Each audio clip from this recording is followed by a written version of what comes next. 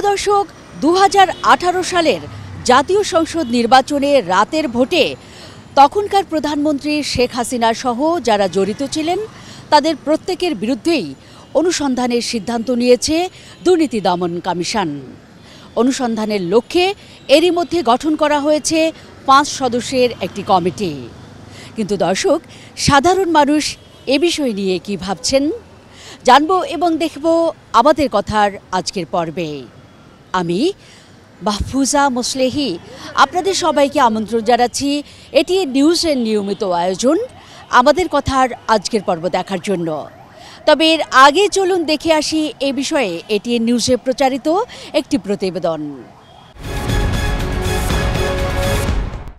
একাদশ সংসদ নির্বাচনে 259টি আসনে নিরঙ্কুশ জয় পেয়েছিল ছাত্র জনতার অভ্যুত্থানে ক্ষমতাচ্যুত আওয়ামী লীগ। প্রথম থেকে এই নির্বাচনকে রাতের ভোটে নির্বাচন বলে আসছিল সে সময়ের প্রধান বিরোধী দল বিএনপি ও তাদের সমমনা দলগুলো।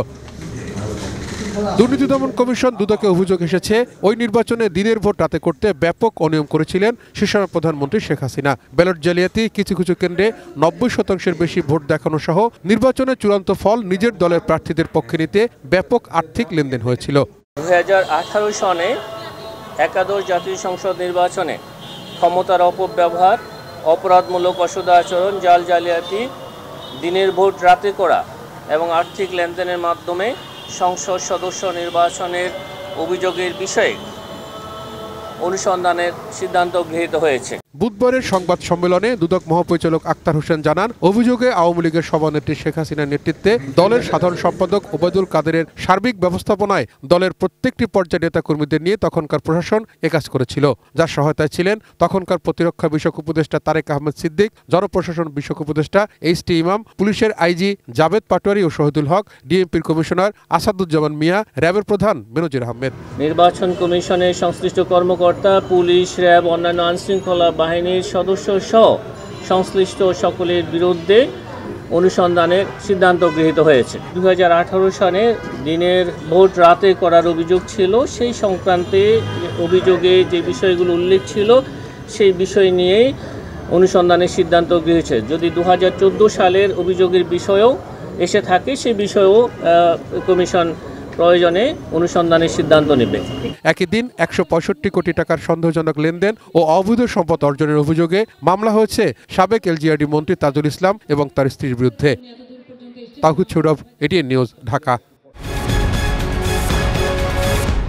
রিপোর্টটি দেখবার পর এবার আমরা চলুন দেখে আসি এ বিষয় নিয়ে সাধারণ মানুষের কি ভাবনা। শুধু 2018 না, আমরা দেখেছি 2014 থেকে শুরু করে ইভেন গত সর্বশেষ যে নির্বাচন সেখানেও রাতের ভোট থেকে শুরু করে তাদের প্রার্থীদের মধ্যেই অনেক ধরনের দুর্নীতি হয়েছে এবং দুদক যে সিদ্ধান্ত নিয়েছে সেটা আসলে আরও আগে নেওয়া উচিত ছিল। আর এটা এত দেরি হলো কেন সেটা বুঝলাম না। এছাড়া মানুষ, সাধারণ জনগণ যারা আছেন তারা সবাই জানে যে এটা কার কার সাথে জড়িত এবং দুদক যদি তদন্ত করে বের করে এবং সেটা যদি আমাদের সাথে মানে সাধারণ জনগণের সাথে না যায় তাহলে আমরা বলবো না সেটা তদন্ত সুষ্ঠু হয়েছে। যদি সামনের নির্বাচন যদি সুষ্ঠু না হয় তাহলে দেশে অর্থনৈতিক ব্যবস্থা চরম আকারে সংকটাপন্ন হবে।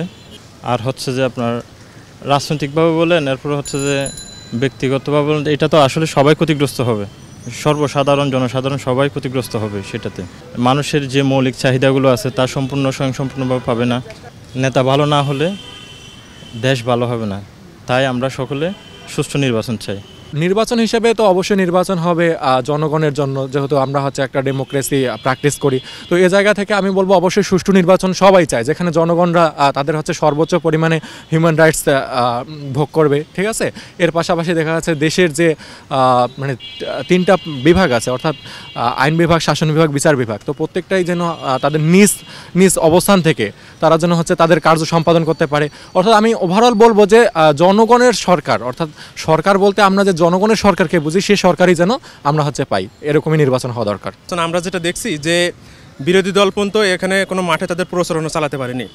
তাদের প্রত্যেকটা প্রার্থীর যে পোস্টার নির্বাচনের আগে করা হয়, পোস্টারিংগুলো, সেগুলো সব কিছুই ছিঁড়ে ফেলা হয়েছে।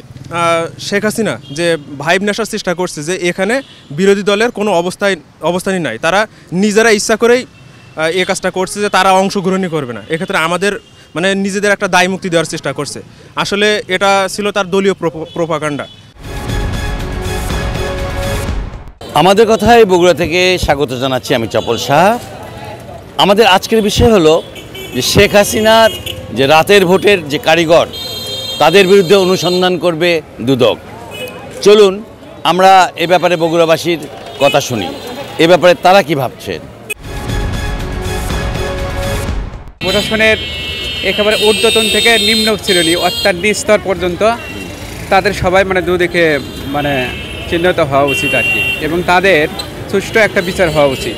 কারণটা হলো ওই ভোটটা তো আপনি সঠিকভাবে নির্বাচনের গণতন্ত্র ফিরিয়ে দেয়নি, বিদায় ওই ভোটটা মানে দুর্নীতি হয়েছে। সেহেতু ওনাদের পিছনে মানে দুদক যে আপনার করবে, অনুসন্ধান করবে, সেই অনুসন্ধানটি সঠিকভাবে যেন হয় এই পদক্ষেপ নেওয়ার জন্য আমি ওনাদের কাছে আর কি আবেদন করি।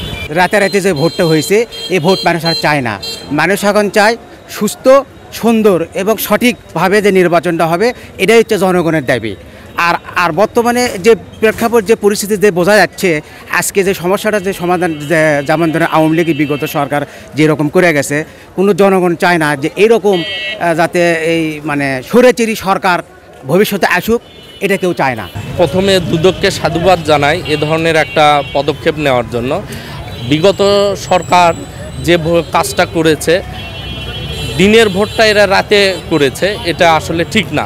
মানুষের তার নিজের ভোটটা কখনোই সে দিতে পারেনি।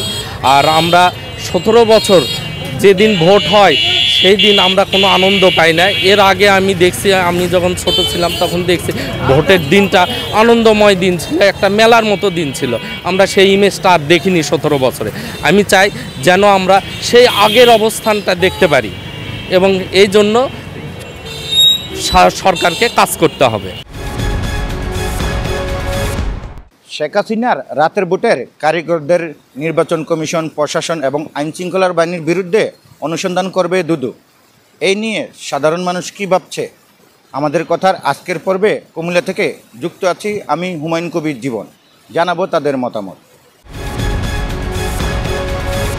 আমরা মনে করি যে একটি আলাদা কমিশন গঠন করা, যেটি একটি নিরপেক্ষ কমিশন গঠন করা, যার মধ্য দিয়ে আমরা একটি সুষ্ঠু তদন্তের আমরা আলামত দেখতে পাই, এবং ভবিষ্যতেও যাতে কোনো প্রকার এই ধরনের নির্বাচন সংগঠিত না হতে পারে, সেই ক্ষেত্র থেকে আমরা মনে করি যে এই নির্বাচন কমিশন বা দুদককে না দিয়ে নতুন একটি নিরপেক্ষ কমিশন, এবং স্বায়ত্তশাসিত কমিশন এবং রাষ্ট্রায়ত্ত কমিশন গঠন করে এটির তদন্তভার তাদের কাছে যাওয়া।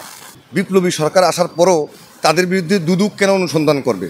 তাদেরকে তো তাৎক্ষণিকভাবে তাদের বিরুদ্ধে ব্যবস্থা গ্রহণ করা দরকার ছিল, যেভাবে অন্য আওয়ামী লীগের দলীয়ভাবে ব্যবস্থা গ্রহণ করা হয়েছে। বরঞ্চ এই ডিসিদেরকে, এসপিদেরকে যুগ্ম সচিব, উপসচিব পদে বিভিন্নভাবে আরও পদায়ন করা হয়েছে, যা এই রাষ্ট্রের জন্য ক্ষতিকর, এবং এই দেশবাসী এবং এই আমলাতান্ত্রিক প্রভাবে বাংলাদেশের মানুষ আরও কিন্তু উৎসাহিত হচ্ছে যে এইসব নিশিরাতের ভোটের সরকারের পরও তারা পদায়ন করা হয়েছে।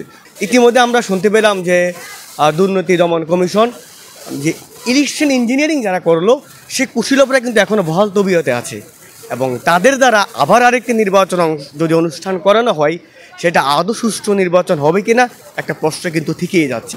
ভোট দেওয়া তো আসলে নাগরিকের অধিকার, তো এই অধিকার যারা ক্ষুণ্ণ করেছে, দিনের ভোট রাতে হয়ে গিয়েছে, তো তাদেরকে অবশ্যই যথাযথ বিচারের আওতায় আনা উচিত, কারণ ভোটের মাধ্যমে দেশের মানুষের অধিকার প্রতিষ্ঠিত হবে।